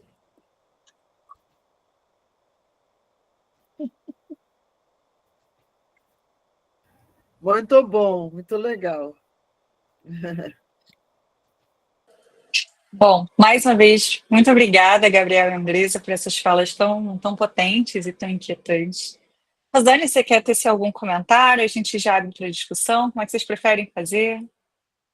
Olha, eu gostaria de falar que realmente eu estou encantada assim, com os meninos e meninas, né? Porque são bem novinhos e, no entanto, têm uma perspectiva teórica muito pensada, muito articulada. Acho isso sensacional, acho fantástico. Queria muito que vocês mudassem para o Rio de Janeiro, sabe? Muito. Não vai ser possível. Então, a gente segue de longe, trabalhando junto na medida do possível. Espero que diversas vezes, muito mais vezes, né? Eu agradeço muito a participação de vocês. Acho que foi realmente, como diz a Laura, muito instigante. Acho que tem um monte de coisa que a gente pode pensar a partir da fala de vocês, mas, e aí eu vou deixar para os nossos companheiros, o meu é muito agradecer vocês terem vindo, terem aberto os corações e as mentes de vocês e nossas também. Então, de fato, muito obrigada. Foi muito potente, sabe, Laura? Muito potente. Agradeço muito mesmo. Foi muito bom. Eu brinquei, Rosane, com Laura mais cedo, que talvez essa seja a graça mesmo, a gente poder construir e compartilhar de cada território e, né, Isso tem uma potência mesmo, assim, né? De repente, se a gente estivesse tão pertinho, no mesmo lugar, a gente não conseguiria compartilhar o tanto de experiências que a gente compartilha hoje, né? Assim. Não, até porque os sotaques são diferentes, isso também traz um tempero para o discurso, isso é interessantíssimo, muito legal.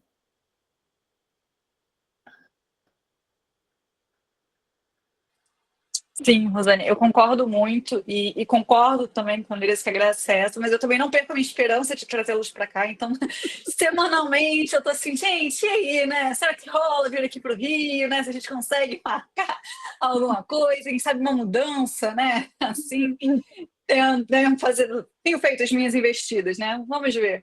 Mas, enfim. Gente, quero abrir para discussão, né? Acho que, como eu trouxe no início do nosso encontro, é uma aula que é construída com e para vocês. Então, acho que a gente pode tecer, né, algumas discussões. Queremos ouvir vocês também, o que vocês estão pensando por aí, né? Eu, particularmente, toda vez que tenho a oportunidade, o privilégio de ouvir o Gabriel e a Andressa, eu saio muito inquieta e querendo repensar muita da minha prática e da teoria que eu tenho, né, revisto, assim. Então, queria ouvir um pouco vocês também.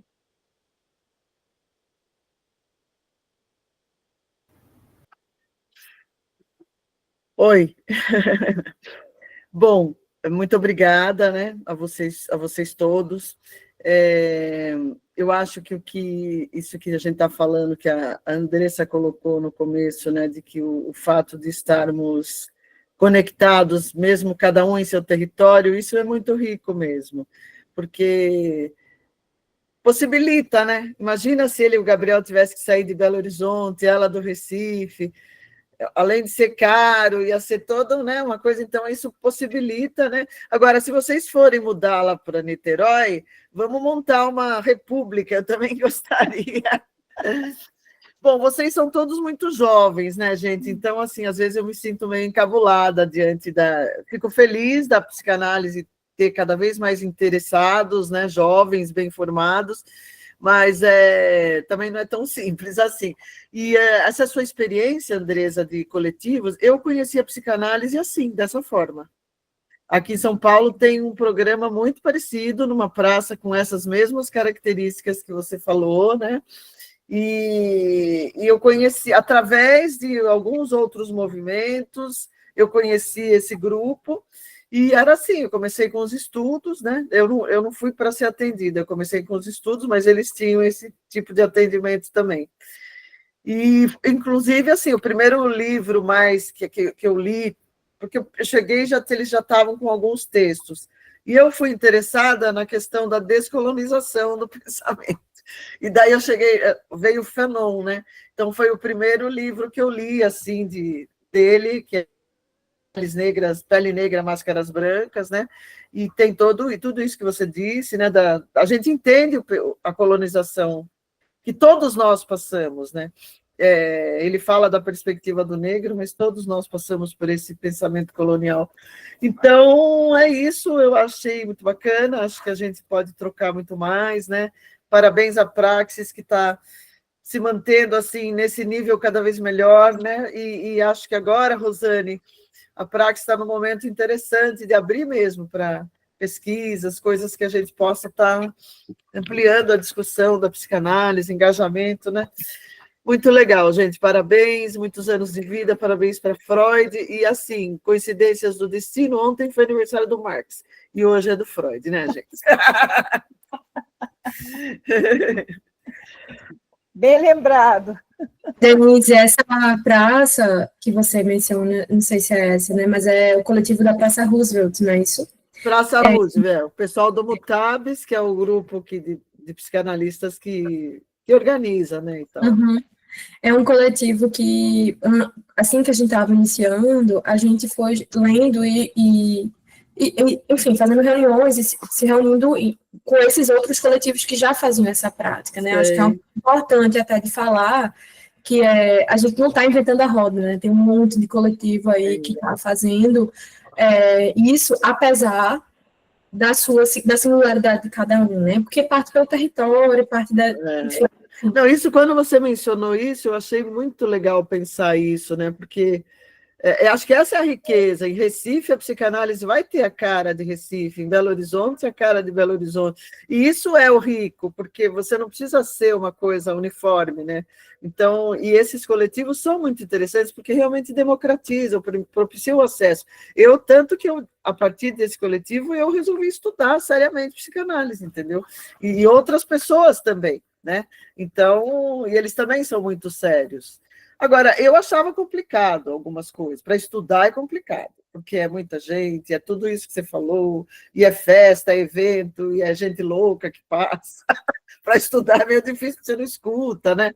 Mas é muito rico, de qualquer forma, assim, não sei como é o atendimento, para quem é atendido, né? Mas é bem legal, no meio de tudo isso, porque você está no meio da cidade, né? Você está vivendo a coisa assim e pensando ao mesmo tempo, então é muito interessante. Obrigada, Olha, Denise. eu vou aproveitar aqui, Laura, rapidinho. Claro, fica à vontade, por favor. Não sendo barrista, mas já que estamos nessa onda, São Paulo, aqui no Rio, e acho que tem outras cidades também, que está ligada às prefeituras e o governo do Estado, que é o consultório na rua, que é um atendimento psicanalítico na rua, que é também interessantíssimo e é de uma potência, assim, da gente, de fato, acompanhar alguns pacientes durante alguns anos e você vê o efeito da psicanálise na vida daquela pessoa, né? Você vê que, de fato, o trabalho pode ser feito, é potente e tem muito a ver com o desejo da gente, porque, na verdade, todas as pessoas que trabalharam comigo no consultório na rua, assim, não tinha nenhum negro, e não tinha ninguém periférico.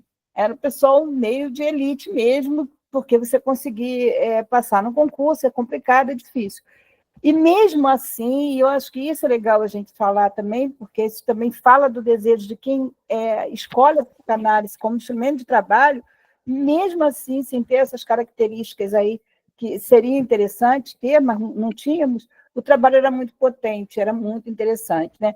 Acho que aqui em Niterói, talvez vocês não conheçam, porque vocês não são do Rio, mas em Niterói a gente também tem um consultório na rua que funciona também muito legal, né? Assim, a gente tem uma praça aqui, que é a Praça da Baderna, que inclusive é a praça vizinha aqui da minha casa, que é a Cantareira, que a gente tem uma população de moradores em situação de rua enorme, e que são atendidos, e que eles contam, a gente passa, às vezes eu converso com eles, e eles contam do atendimento que eles recebem das psicanalistas do consultório na rua. Então, eu acho que tem alguma coisa já assim, em movimento, alguma coisa acontecendo nesse sentido de você, de fato, democratizar a psicanálise. Só para conseguir organizar a fila. Jordão, Flora, Rodrigo e Laís, por favor. Fica à vontade, Ok, obrigado. Jordão. Boa noite a todos. Estou aqui emocionado e tentando lembrar, e gostaria até de cobrar isso ao Lucas, nosso técnico MacGyver aí. A primeira foto do primeiro lançamento, 4 anos atrás, da praça, aquela fotinha, e é o começo, e dessa agora, não vamos sair daqui sem a gente fazer uma foto para ficar registrado esse movimento tão lindo, maravilhoso. E nesses 4 anos, quantas pessoas já não passaram, cada um trazendo um pouquinho, deixando, levando também, e a prática está num momento muito bom, eu estive observando aqui, na maior parte do momento, 44 pessoas, 4 e 4, que é relativo aos 4 anos da prática, e que é um objetivo muito maior, que é esse aí, levar a psicanálise principalmente às classes mais populares. E isso que a Andresa traz, e que o Gabriel também trouxe, é o que eu tento executar aqui. Eu moro aqui numa cidade do interior da Bahia, então estamos aí no meio aí também, que é a clínica de Aristóteles, aquela clínica paripatética que é na rua, com os drogados, com os etílicos, com quem quiser. A gente para com a plaquinha, quer conversar, toma à disposição, e sempre que eu tenho um tempo vago, eu faço isso. Então, quando eu saio na rua, sempre tem ô tio, vamos conversar. Sempre tem alguém que chama, e levar, popularizar a psicanálise. Eu acho isso fantástico, esse trabalho todo que vem sendo realizado aqui pela Praxis, e a Praxis já está evoluindo. Se vocês ainda não entenderam ainda, a Praxis hoje já está até com pós-graduação através da RAC, e vale a pena vocês darem uma olhada aí, dar uma pesquisada aí. Muito obrigado a Laura, a Andresa, a Gabriel, por tanto conhecimento, por essa força jovem trazendo aqui para nós aqui. Uma boa noite a todos. Obrigada, Jordão. Você é muito, muito querido. Flora, por favor. Boa noite, gente. Eu estou, assim, muito satisfeita de ter vindo participar. Acho que as falas de hoje foram falas, assim, que me atravessaram bastante. Principalmente quando a gente fala sobre psicanálise ser muito elitista, né? Porque, assim, até quando eu comecei, quando eu falei que eu ia estudar psicanálise, falaram assim para mim, você tem certeza? Porque é muito difícil. Está preparada para estudar a vida inteira? E é um questionamento que eu me fiz, assim, em qualquer área eu não teria que estudar a vida inteira. Mas é muito comum você ouvir das pessoas, eu atendo uma paciente mesmo que é estudante de psicologia, ela fala, eu acho que eu não dou conta de psicanálise porque é muito difícil. Todo mundo fala que é muito difícil. Então, traz muito para esse lugar também de você olhar para a clínica psicanalítica como algo que é muito inalcançável para a maioria das pessoas. E eu gostei muito das falas de Gabriel e de Andresa, porque, assim, Gabriel, ele traz uma reflexão que amplia muito o nosso olhar, né? Eu estou com uma paciente também que ela fala muito sobre preconceito, sobre estar sofrendo preconceito. E, para mim, enquanto analista, lidar com isso, sendo uma pessoa de pele clara, pode ser limitante se eu não me dedicar a olhar para esse lugar e ampliar o meu olhar. E olhar com respeito ao momento que a pessoa está vivenciando. Como é que eu vou acolher esse sofrimento dela, sendo que é algo que eu desconheço, algo que eu não estudo sobre? Então, quando o Gabriel traz, eu até deixei aqui anotadinho um texto que ele indicou para começar a ler. Porque é muito interessante a gente parar para poder pensar nessa ampliação de olhar mesmo. Como eu estou vendo o meu paciente, eu estou sendo atravessada também pelo que ele está trazendo, eu consigo entender como isso está machucando o meu paciente, para que eu consiga me sensibilizar, para poder olhar para esse sentido. Aí vem a Andresa e pega a cabeça da gente e faz assim, com uma prática totalmente diferente do que a gente está acostumado, né? Que é que é o coletivo que ela traz, que é onde vários analistas vão atender a mesma pessoa e a gente olha assim e fala, gente, mas será? Aí, quando ela traz sobre essa escuta de giro, e como é algo que a gente já faz naturalmente. Numa supervisão, por exemplo, a gente faz a supervisão e talvez outra pessoa que está ali em supervisão junto com você consiga também encaminhar aquele atendimento, facilitando o processo da pessoa. Então, assim, me movimentou muito. Acho que o presente hoje foi meu, nem foi de Freud.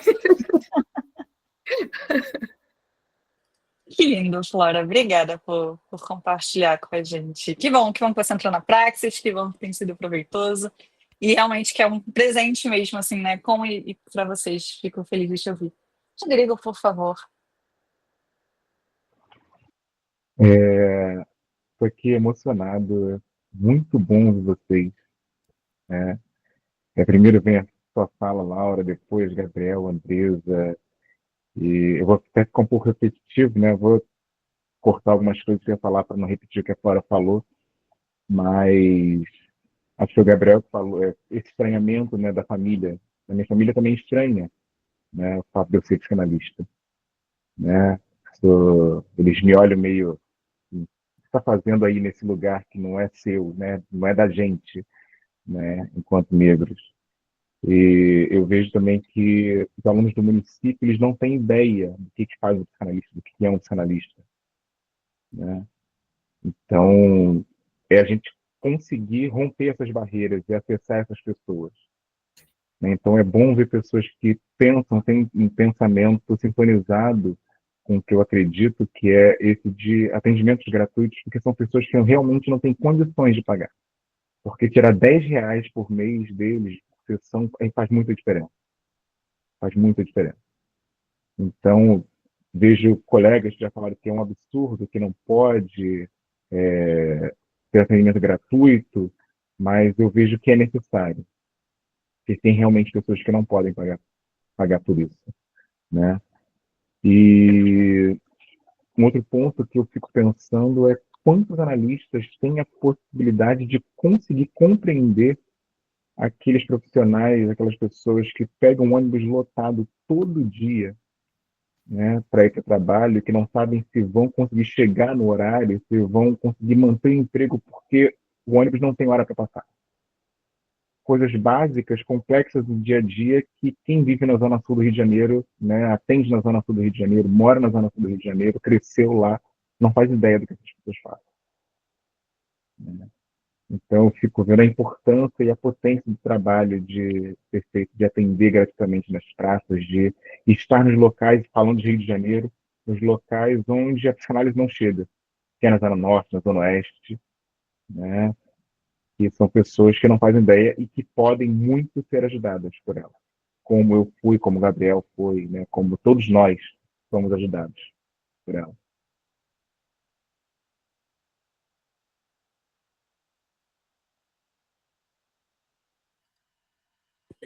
Obrigada, Então, Rodrigo. fica meu agradecimento por Eu esse evento lindo que você organizou, Laura. Parabéns. Né? Quando a gente está conversando, é um sucesso. E eu acho que esse evento é de utilidade pública. Né? Acho que isso deveria ser compartilhado com muito mais pessoas e muito mais eventos, né? Que vocês levem esses textos para mais pessoas terem acesso, que é muito necessário. Obrigada, Rodrigo. Eu vou passar a palavra para a Laís, e aí acho que o Gabriel e a Andressa podem vir comentando, né, assim, as falas. Eu só queria dizer de antemão que eu estou ficando muito emocionada, e, gente, eu preciso dormir cedo, que amanhã eu dou aula muito cedo, viu? E aí eu vou perder no sono se eu ficar muito emocionada. Mas obrigada, viu, Laís? Por favor, que vão tê-la aqui. Ah, que bom. É, eu cheguei meio que no final, não peguei muito da fala do Gabriel, mas, enfim, queria ter pegado. Me veio 3 pontos, assim, que eu me questionei. A gente estava falando sobre território, e me veio a questão dos interiores do Brasil. Quem que cuida das pessoas que moram nesses interiores? Porque a gente sempre, quando fala de psicanálise, excesso, a gente fala muito em cidade grande e comunidades. Mas e esses interiores? Porque a gente sabe que o Brasil é um território, assim, muito grande. E aí, o que chega nesses interiores para cuidar das pessoas, geralmente são as igrejas, né? Sejam evangélicas, enfim. Não à toa teve aquele programa Mais Médicos, porque todo mundo se forma e quer ficar na cidade grande, ninguém quer ir para os interiores, e essas pessoas com certeza deve ter demanda, né, gente? Querer gente que também precisa, né, da psicanálise, né? Enfim, não precisa, mas pode ser um caminho, né? Um caminho possível. Pensando, né, nessa questão do território, né? Como que os psicanalistas poderiam acessar esses interiores, não somente pelo online, né? Porque a gente sabe que o presencial tem uma diferença ali também muito grande, eu acredito, né? E quando, ai meu Deus, a Andressa falou sobre socializar a psicanálise, eu acredito muito que é extremamente importante a gente estudar esses autores, mas também que a gente tem que ir para a rua e estudar literatura, porque é uma forma de você acessar, sabe? Eu acho que a literatura andando junto, né, com esses autores é uma coisa que ganha muito, fica mais rico o trabalho, sabe?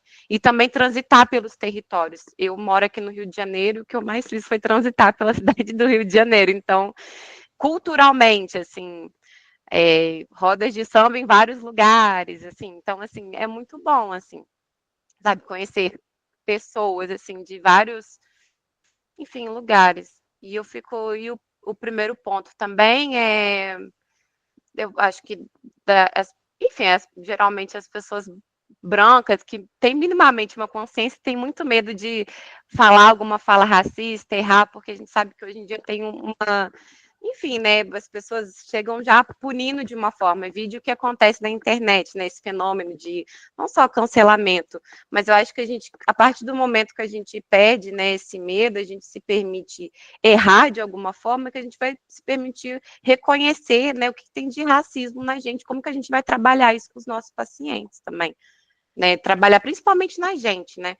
Mas se a gente tem um paciente que é preto ou preta, que vem, enfim, eu tenho um paciente, atendo por um projeto social do Girassol, que eu gosto muito, assim, nossa, suspeita, mas é aquilo, né? Assim, os projetos atuam em escolas, em comunidades, mas assim, mais na Zona Sul. Realmente, territórios mais longe, fica difícil da gente chegar até por conta de dinheiro, né? Assim, a gente também tem que falar de política pública, enfim, eu acho que é um assunto muito mais extenso, né? Tem que falar muito a política pública tem que entrar aí como uma responsabilidade muito grande. A gente vai isentando muito isso, né? Só que, na verdade, isso tem que estar em política pública, né? Mas aí eu tenho um paciente criança, que ele é um menino preto, e, assim, já teve, assim, situações de questão da identificação, assim, dele se desenhar, não se desenhar como um menino preto, e eu ali, né, como uma pessoa branca, né, como que eu posso ali trazer algo de diferente? Aí enfim, é um trabalho muito, muito extenso, mas foi muito bom ouvir, porque eu lembrei, nossa, dessa questão da identificação, que surgiu no trabalho, mas depois, realmente, nossa, enfim, já estou me perdendo aqui na minha associação livre, mas eram esses pontos que eu queria trazer, assim, sabe? Não sei se fez sentido para vocês, o que vocês pensam sobre. Obrigada, Laís. Eu vou passar a palavra para o Gabriel e para a Andresa, e vindo mais questões, a gente volta a discutir. Pessoal, eu só queria me despedir, porque eu tenho um atendimento agora. Muito obrigada, Laura, pela organização aí desse encontro. Andresa, Guilherme, né? Gabriel. E, enfim, não dá vontade de parar, gente. Vamos continuar, porque é muito interessante, muito rico. E acho que a psicanálise está, sim, num processo de democratização. E é engraçado que quando eu comecei a estudar, só para concluir, as pessoas me falavam assim, por que agora você quer ficar rica? Você está estudando psicanálise? Eu falei, gente, vocês estão completamente enganados, não é meu objetivo. Eu quero fazer um trabalho social. E é isso, eu acho que as pessoas ainda associam com riqueza, né? Mas tem mudado muito, felizmente. Então, boa noite, muito obrigada. Até uma próxima. Tchau, tchau.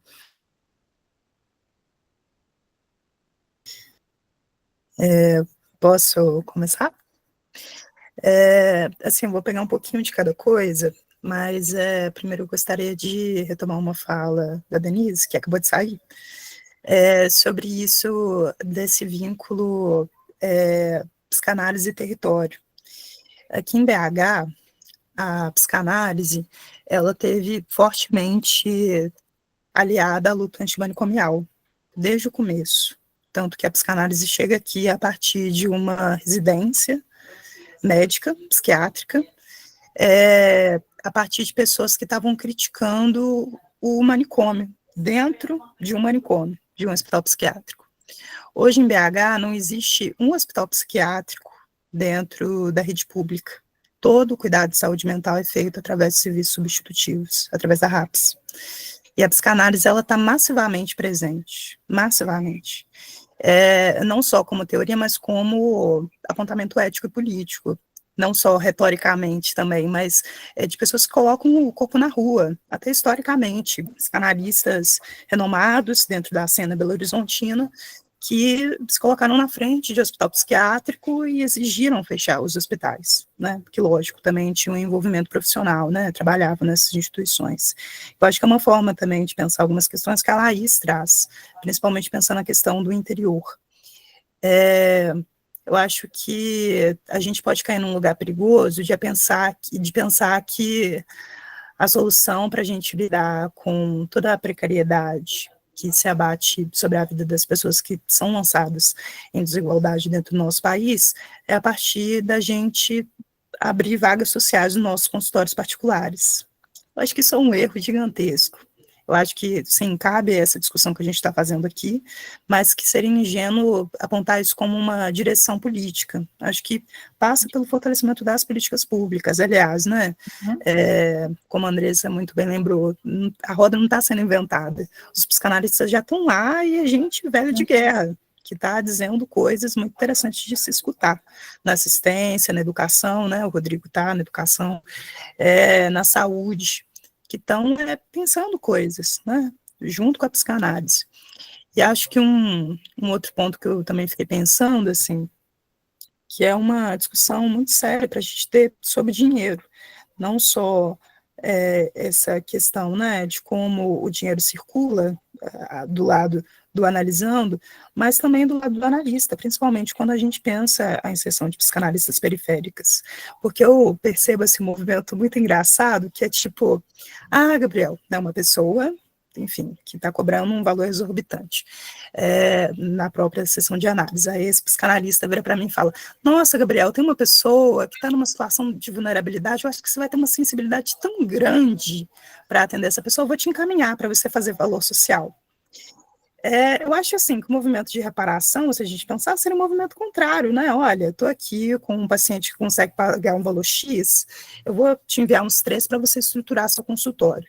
Eu acho que essa discussão, ela pode estar muito moralizada, enfim, né, as pessoas meio com espinho na garganta de dizer sobre isso, mas é uma discussão também que tem que ser feita, né? Assim, como é que a gente pensa a profissão a partir do que, das próprias condições de vida do analista, assim, de algo que consegue dar essa continuidade.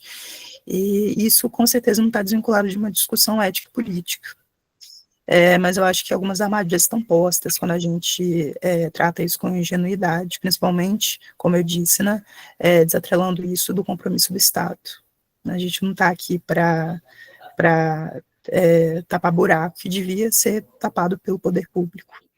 Por isso eu falei sobre a questão das políticas públicas serem muito importantes, assim, mas eu tenho uma amiga que é de Minas, enfim, eu morei um tempo em Minas Gerais, mas meu sotaque foi totalmente embora quando eu vim para cá e, enfim, longa história. Mas ela é de BH, ela se formou na PUC e ela trabalhava, ela transitou pela psicanálise, agora ela está atuando numa escola, assim, ela numa ONG, assim, BH é muito, não sei BH, mas Minas, assim, é muito forte, questão das ONGs, assim, dos projetos sociais, assim, é muito forte, muito mesmo. Acho que é um elogio a Minas, tem muitos projetos aí, o pessoal movimenta muita coisa. Sim, sim, uma boa lembrança. Obrigada pela pergunta, viu, pessoal?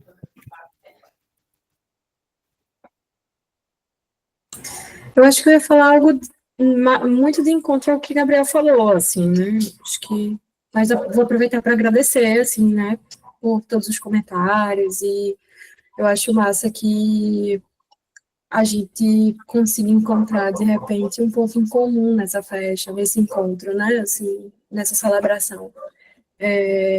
Eu fiquei pensando, né, acho que na fala de Laura, faltou dizer isso, né, que ela fala alguma coisa sobre o que é, ela questiona o que é a psicanálise, né, e eu me lembrei, assim, acho que caberia compartilhar já nesse final, né, de um sábado passado, estava na praça, normalmente a gente tem uma placa, né, que fica escrito Clínica Popular, atendimentos gratuitos, Clínica Popular de Psicanálise, atendimentos gratuitos, o horário, enfim, para que quem passar possa ver, enfim, e acontece de muitas vezes os pacientes, enfim, simplesmente passarem, olhar e querer falar, assim, né? E aí, essa também é uma grande diferença, assim, do nosso dispositivo, né? Normalmente, as pessoas agendam e falam antes, enfim, e tem essa dinâmica de tanto os pacientes conhecerem, porque outra pessoa falou e vai lá no sábado especificamente para ser atendido, quanto alguém passar e querer falar, né? Um exemplo era um exemplo é de um entregador de iFood, né, assim, que ele estava passando na hora, e aí ele olhou a placa, viu que precisava falar, e disse que queria, perguntou o que era e disse que queria falar. E aí alguém foi escutar, né, ele foi ser atendido, e aí toca o aplicativo do iFood, que ele precisa voltar ao trabalho, assim, então ele fala por um tempo, precisa voltar ao trabalho e diz, vou precisar ir, porque tem uma entrega que eu preciso fazer, e vai embora, né? Esse é um dos exemplos que, tipo, eu fiquei de trazer, e o outro aqui, tipo, no sábado passado, eu estava lá, na placa, e aí passa uma moradora de rua e diz assim, e fica olhando um tempão para a placa, né? E aí ela fala assim, o que é isso que é psicanálise? Psicanálise? Né? Aí eu falei, Aí ela ficou assim, parada, aí um amigo meu que estava junto comigo foi e disse, a gente faz escuta, faz atendimento aqui na praça, você quer falar? Falou assim, aí ela falou assim, entendi. Psicanálise é quando você estudinho fica querendo analisar o cérebro da gente, né? A cabeça da gente. Aí eu ri assim, e aí ela falou, nem eu me entendo, quem dirá vocês que vão me entender, né? E aí eu fiquei, cara, isso seria uma uma definição importante, assim, né? Um dado importante, seja para, de fato, as pessoas, o que é psicanálise, acho que para a gente se questionar, né? Para quem é a psicanálise, quem é que tem acesso a isso, ao que é a psicanálise, e quem é que procura. E a outra coisa que eu fiquei pensando é que, de fato, a gente não vai ter como... a gente não tem como saber mesmo, né? Não tem como entendê-la, né? Assim, naquele momento. E ela disse assim, entre falar e tirar um cochilo e descansar, é melhor descansar e tirar um cochilo, porque eu tô com muita fome, né? Eu acho que... e a gente fica, né, com esse impacto ali, porque, de fato, a gente foi impactado e escuta alguma coisa, né? Acho que modifica, de fato, a experiência do que é ser analista, do que é trabalhar com a psicanálise, e que passa por essa ideia do dinheiro que a gente está falando aqui, né? Eu concordo absolutamente com o Gabriel. Quando a gente pensa em socializar a psicanálise, assim como quando a gente pensa racismo, pensando somente no sujeito negro, pensando somente nos pacientes negros. Eu sou analista preta. Gabriel é um analista preto. Rodrigo é um analista preto. Né? Acho que a gente precisa pensar nos corpos dos analistas também, de fato, como o Gabriel provoca. Né? E quais são os impactos raciais que tem. Né? Assim, acho que a Zildinha Batista, que é uma outra analista negra, ela traz no livro dela, A Cor do Inconsciente, um exemplo de quando ela abre a porta do consultório e alguém diz, eu quero falar com a psicanalista, aí ela diz, a psicanalista sou eu, né? Então, acho que, né, seja para as questões raciais, talvez a gente possa pensar mais também no corpo branco e não só no corpo negro, né, de fato, como Denise colocou, quanto para as questões que envolvem dinheiro, clínica, social, o que seja, a gente precisa pensar no corpo, na manutenção e sobrevivência dos analistas periféricos, pobres, né? Quem é que pode oferecer um atendimento em uma escuta social? Acho que essa é uma grande questão, né? Mas eu agradeço, gente, a contribuição e estou disponível, né, para trocar, como o Gabriel falou. É isso. Obrigada. Alguém mais quer falar? Gabriel, desculpa, acho que eu te cortei. Eu quero também agradecer, enfim, né, de 6 às 8 da noite, é muita coisa. Muito obrigada pela atenção, gente. Foi muito bom estar aqui. Acho que tem essa coisa muito legal, né, que o online permite, e espero que a gente realmente caminhe para uma posição de uma psicanálise menos cafona, e que a gente continue sustentando, assim, o pensamento do Freud como esse espaço não ensimesmado, mas aberto, né, à pluralidade. E é isso, muito obrigada.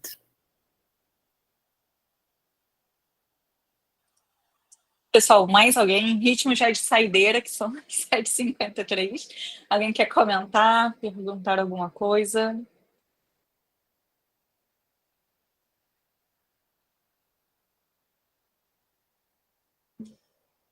Vamos fazer a foto e cantar o parabéns e pronto.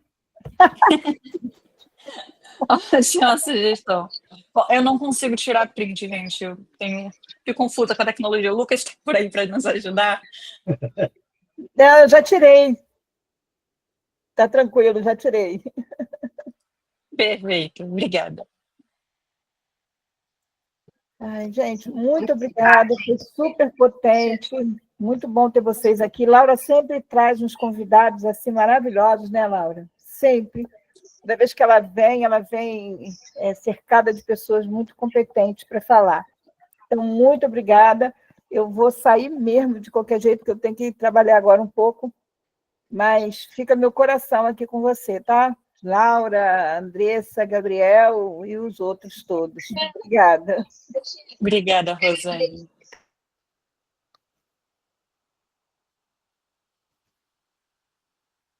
E aí, pessoal, o que mais que vocês estão achando que está reverberando por aí? Ô, Laura, eu vou aproveitar, vou sair, que daqui a pouco começa a supervisão, a Claro, supervisora já foi, claro. vou puxar minha Pronto. orelha. Um abraço a todos. Já é a chamada. Um abraço a todos. Vai. Obrigada, Jardão.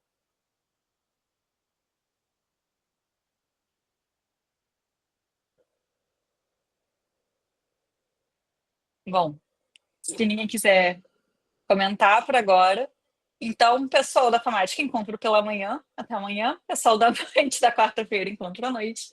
Pessoal da Praxis, encontro vocês semana que vem para a gente continuar discutindo Freud.